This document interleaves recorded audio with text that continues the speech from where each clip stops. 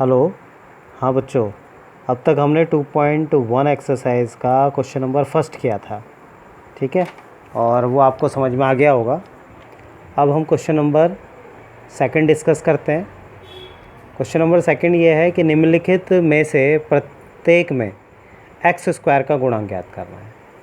तो इस क्वेश्चन में हमें क्या करना है, एक्स स्क्वायर का गुणांक ज्ञात करना है। गुणांक का मतलब एक्स स्क्वायर के साथ क्या लिखा हुआ है।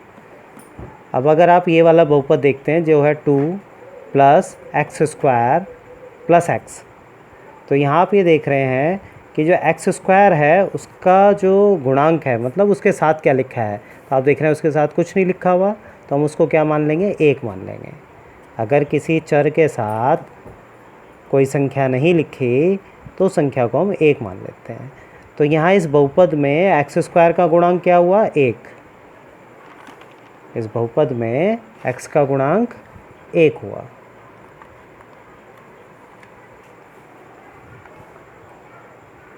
इसके बाद इसका सेकंड पार्ट देखते हैं। सेकंड पार्ट में देखिए 2 minus x square plus x की घात 3, ठीक है। इसमें आप देख रहे हैं ये एक्स स्क्वायर है और इसके साथ क्या लिखा हुआ है, कुछ नहीं लिखा, तो हम यहाँ पर हम कहेंगे -1 लिखा हुआ है। तो इस बहुपद में एक्स स्क्वायर का गुणांक कौन हुआ, -1। तीसरा पार्ट देखिए, तीसरे पार्ट में ये सवाल लिखा है π/2 एक्स स्क्वायर प्लस एक्स। इसमें एक्स स्क्वायर का गुणांक क्या हुआ, ये π/2। ये π/2 इस एक्स स्क्वायर का क्या है, गुणांक है, क्योंकि यहाँ पर इस बहुपद में एक्स स्क्वायर के साथ π/2 लिखा हुआ है, तो इसलिए इसका क्या गुणांक क्या हो गया, π/2 हो गया। अगला सवाल देखिए, अगला पार्ट है √2x + 1। तो यहाँ पर आप देख रहे हैं कि एक्स स्क्वायर का कोई संख्या ही नहीं है, एक्स स्क्वायर वाला पद ही नहीं है एक्स स्क्वायर वाला। जब एक्स स्क्वायर वाला पद नहीं है तो इसका गुणांक क्या हो जाएगा, 0 हो जाएगा, ठीक है। तो इस तरीके से हमने क्वेश्चन नंबर सेकंड करा जहाँ पर हमने एक्स स्क्वायर का गुणांक पता करा, ठीक है। समझ में आया, एक्स स्क्वायर के गुणांक का मतलब एक्स स्क्वायर के साथ लिखे जाने वाला अचर संख्या, ठीक है। अब आता है प्रत्येक बहुपद की घात। अगला सवाल है प्रत्येक बहुपद की घात लिखिए। तो प्रत्येक बहुपद की घात हमने आपको पहले भी बताया था। बहुपद की घात क्या होती है, बहुपद की घात का मतलब उस बहुपद की सबसे बड़ी घात।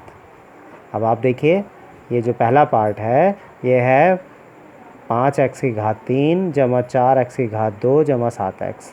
तो आप देख रहे हैं इस बहुपद में सबसे बड़ी घात इसकी 3 है, यही बहुपद की घात 3। जो बहुपद है इसकी घात क्या होगी, 3, क्योंकि ये इस बहुपद की सबसे बड़ी घात है।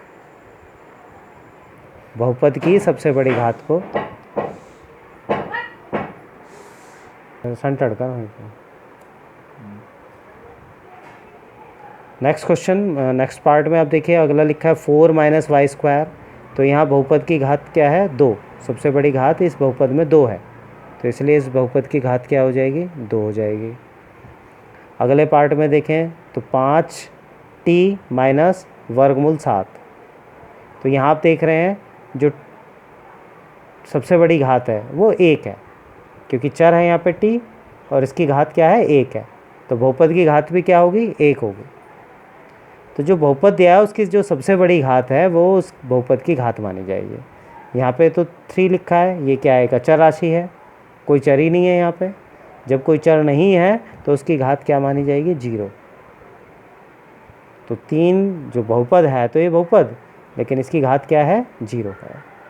तो इस तरीके से हमने क्वेश्चन नंबर फोर्थ करा जिसमें प्रत्येक बहुपद की घात बताई गई। अब आगे बढ़ते हैं क्वेश्चन नंबर 5 की ओर। इसमें लिखा है निम्नलिखित बहुपदों में कौन कौन बहुपद रैखिक हैं, कौन कौन से द्विघात हैं और कौन कौन से त्रिघाती बहुपद हैं। तो रैखिक बहुपद, द्विघात बहुपद और त्रिघात बहुपद ये निर्भर करते हैं उनकी घात के ऊपर। अगर किसी बहुपद की घात 1 है तो हम उसको क्या बोलेंगे, रैखिक बहुपद बोलेंगे। और अगर किसी बहुपद की घात 2 होगी तो उसको द्विघात बहुपद बोलेंगे। और अगर किसी बहुपद की घात 3 होगी, मतलब उसकी जो सबसे बड़ी घात अगर 3 है, तो उसको हम त्रिघाती बहुपद या त्रिघात बहुपद बोलेंगे। तो देखिए इस सवाल में आप अगर पहला पार्ट देखें तो वो है x² + x। तो आप यहाँ देख रहे हैं इस बहुपद की जो सबसे बड़ी घात है वो 2 है।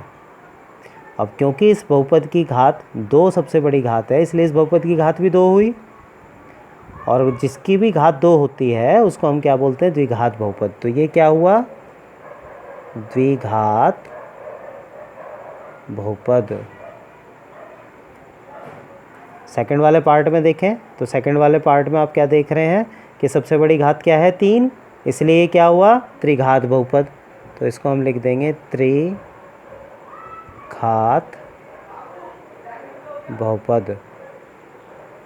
अगले पार्ट में देखें तो सबसे बड़ी घात क्या है, 2, तो क्योंकि सबसे बड़ी घात 2 है इसलिए इसको हम बोलेंगे द्विघात। द्विघात का मतलब 2 घात वाला, तो द्विघात बहुपद। फोर्थ पार्ट में देखें तो यहाँ पर घात क्या है, 1 है। अगर चर की घात नहीं लिखी हुई तो हम उसे 1 मानेंगे, और अगर किसी बहुपद की घात 1 है तो वो रैखिक बहुपद है। तो हम इसको लिखेंगे रैखिक बहुपद। ठीक है, यहाँ आप देखिए घात क्या है, 1 है, तो ये भी क्या हुआ, रैखिक बहुपद। तो इस तरीके से हमने ये एक्सरसाइज 2.1 कंप्लीट कर ली है। इसको आप कॉपी पे नोट डाउन कर लें। जिन्हें नहीं समझ में आया दोबारा देखें, इस वीडियो को बार बार देखें, और फिर भी कोई दिक्कत आती है तो आप हमसे पूछ सकते हैं। Thank you.